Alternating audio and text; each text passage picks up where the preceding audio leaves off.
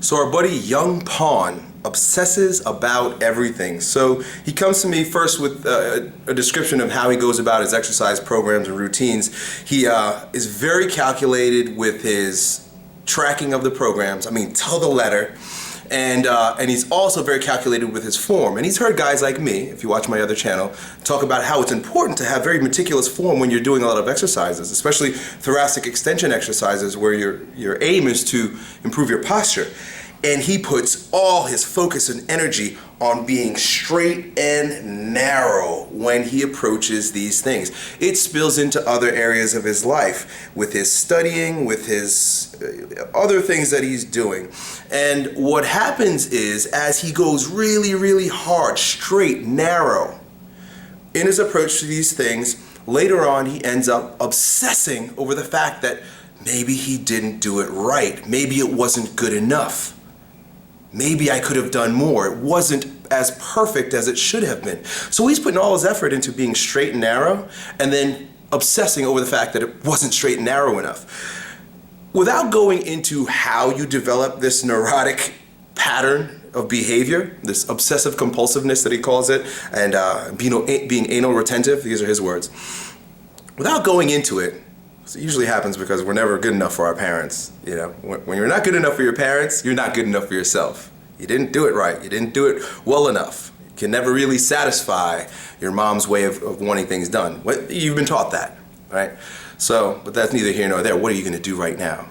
So the very first thing I want to do, I don't do this very often, but I want to share with you a interesting old Zen story of one of the greatest gardeners in all of the province, wherever they lived, you know, perhaps somewhere in China. And he had the most immaculate gardens in his home, and he would often serve the people in his neighborhood, you know, neighboring homes, by developing their gardens. And he was paid very highly for this all the days of his lives because he was so good at it. The emperor heard of this man, and the emperor had his own garden, but it just wasn't right. The emperor sent for this man to come to the castle and asked him if he would design his garden. Well, the old man, the gardener, walks around the emperor's garden and is like, well, it's not bad, it's okay. What did you do? How'd you get it like this? And he said, well, I drew up plans and I had all of my workers design this garden to the letter. So he had a perfect blueprint and they executed it perfectly. The old man says, well, show me your blueprint. He looks at the blueprint and he looks around and he's like, wow, they surely have done the exact job you asked them to do. It's really a perfect job. What is it that I can do for you, Emperor? The emperor says, it just doesn't feel right.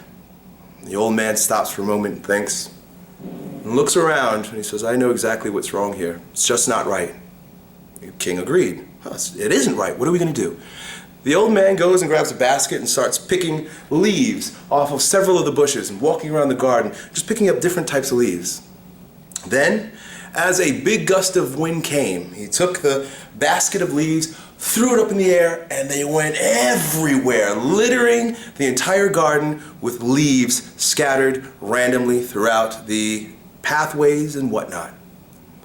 And then he stood and he looked around and said, perfect. And the emperor was pleased.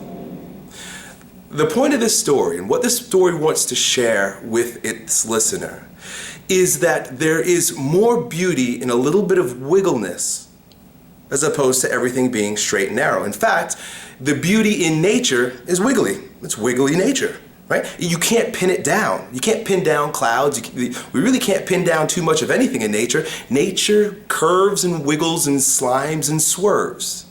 And when we become so human, so neurotic in our need for exactness, straight lines. Only human beings like straight lines. If you look at the globe from above, you see where civilization has taken over. There are straight lines everywhere. We just mark everything off in straight lines. Human being, the ego, loves straight lines, loves exactness. And then if you look at the undeveloped areas, it's just like all wiggly. You ever see somebody wearing one of those like Hawaiian t-shirts with like leaves and patterns all over each other? all over the shirt. The reason why that shirt is so pleasing and makes you feel like you're on vacation is because it's more in tune with nature. It is more wiggly. I've spoken about this in other videos, but it's this dualistic nature of the world. There's the head and the balls. There's yin and there's yang. There is this tenderness and aggression. And if you're all too aggressive, you're way too hard, you're way too exact, you're way too straight line, it's not going to feel right. You're going to have anxiety and you're going to be as depressed as you are right now, even though you're following all the rules to the letter. Okay? So what are you going to do? Well, my invitation is to get back into nature, get back into that which we come from and is wiggly.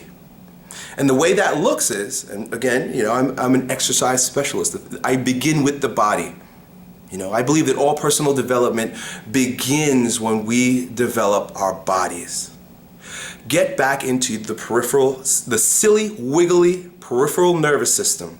Right? The vegetative nervous system. That's another name for the peripheral nervous system. Vegetative, like vegetables, right? Like the vegetation, the nature. From here down, we're all roots. From here up, we're flowering. The roots of our human existence extends itself out into our peripheral nervous system. Literally, if you look at the nervous system, it looks like a bud and the roots. Get back into the wiggly nature of your roots. And that's why I am always showing you how to shake and wiggle and vibrate and do all this weird, silly stuff that, you know what? Children do.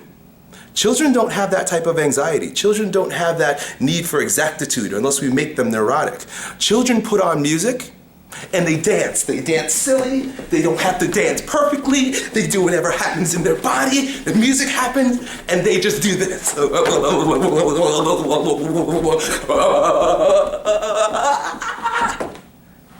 I have children, so I know.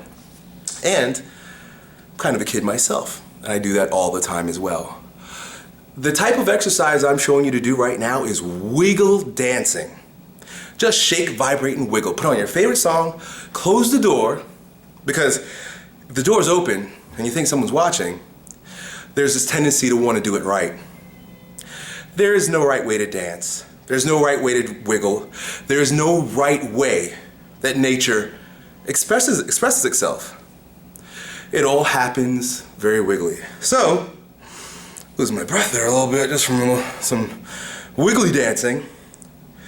When you work out, reserve for yourself a time where you get a little wiggly. Get comfortable with doing things wrong. Get comfortable with not always doing the right thing. Let loose. Go play in nature. Go play in dirt.